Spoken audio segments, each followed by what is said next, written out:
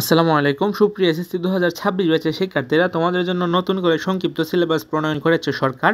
আজকে আমরা মূলত জীববিজ্ঞান নিয়ে কথা বলবো। এখানে বিষয়কোড হচ্ছে জীববিজ্ঞান 138, আর উপরে দেখতে পাচ্ছ লেখা 2026 সালের এসএসসি পরীক্ষার পুনর্বিন্যাসিত পাঠ্যসূচি।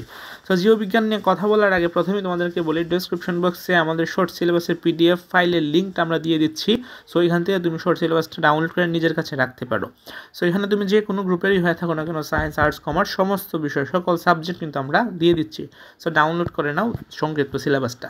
সো এখন কথা বললে তোমাদের জীববিজ্ঞান নিয়ে, তোমরা জানো যে তোমাদের বিগত সালে যে পরীক্ষাগুলো হয়েছিল এসএসসি 25, 24, 23, সো ওদেরকে থেকে তোমার ভাইয়াপুদেরকে থেকে মানে তোমার বড় ভাইয়াপুরা যারা পরীক্ষা দিয়েছে তাদের থেকে তোমাদের মানবন্টনটা একটু চেঞ্জ হয়েছে। সো চেঞ্জ হয়েছে মানবন্টনটা আমরা দেখব। প্রথমে সিলেবাসটা দেখে নিই। সো সিলেবাসটা প্রথমে তোমাদেরকে প্রথমত এটা দেওয়া হয়েছে জীববিজ্ঞানের জীবন পাঠ, খুব গুরুত্বপূর্ণ একটা অধ্যায়, স্পেশালি এমসিকিউর জন্য এখানে এটা গুরুত্বপূর্ণ, যে বিশেষ করে দ্বিপদ নামকরণের পার্টটুকু। সো এখানে পার্ট ও পার্টের শিরোনাম দেওয়া হয়েছে। দ্বিতীয় অধ্যায় রয়েছে জীব, কোষ, টিস্যু, খুব গুরুত্বপূর্ণ একটা অধ্যায়। তারপর হচ্ছে তোমাদের কোষ বিভাজন, এই অধ্যায়টুকু দেওয়া হয়েছে। তারপর হচ্ছে জীবনী শক্তি, এটা তোমাদেরকে পড়তে হবে, এটা দেওয়া হয়েছে। তারপর তোমাদের চতুর্থ অধ্যায়ের পর কি আছে লক্ষ্য করো, পঞ্চম অধ্যায় নাই, ষষ্ঠ নাই, তারপরে একদম ডিরেক্ট একাদশ অধ্যায় চলে গেছে জীবে প্রজনন।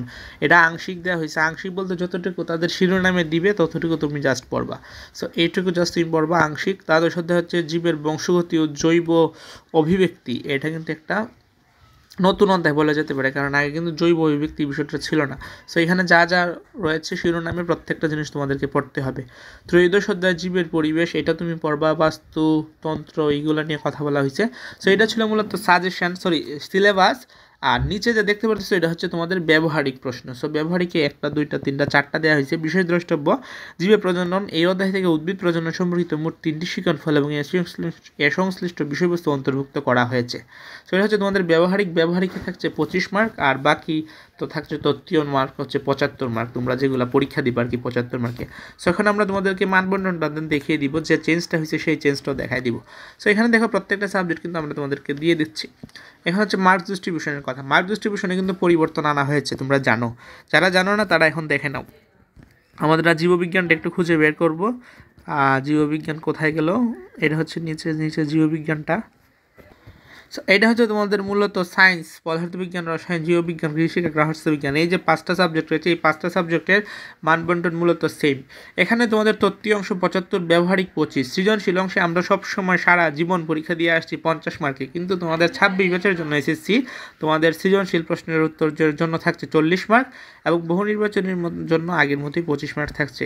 এখানে যে সৃজনশীলে যে 10 মার্ক কমিয়েছে, সেই 10 মার্ক সংক্ষিপ্ত প্রশ্নের উত্তরের জন্য রেখেছে তারা 10 মার্ক।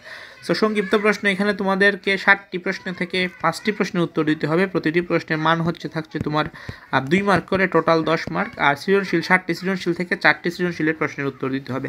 আগে আমাদের সৃজনশীল 8টি থেকে 5টি দিতে হতো, এইবার 60টি থেকে 4টি দিতে হবে। সো সৃজনশীলের মার্ক তো জানি 10 মার্ক করে, সংক্ষিপ্ত প্রশ্নের উত্তর 2 মার্ক করে, এবং বহু নির্বাচনী 1 মার্ক করে। আশা করছি তোমরা মানবন্টন কী কী আর রয়েছিল, মানে কী কী আছে তোমাদেরকে আমি দেখিয়ে দিয়েছি, এবং সংক্ষিপ্ত সিলেবাসটাও দেখিয়ে দিয়েছি। তোমরা চাইলে ভিডিওটি তোমার ফ্রেন্ডসের কাছে শেয়ার করে দিতে পারো। আর আমাদের চ্যানেল নতুন হয়ে থাকো বলবো চ্যানেলটি সাবস্ক্রাইব করে রাখো পরবর্তী সমস্ত আপডেট পাওয়ার জন্য। আল্লাহ হাফিজ।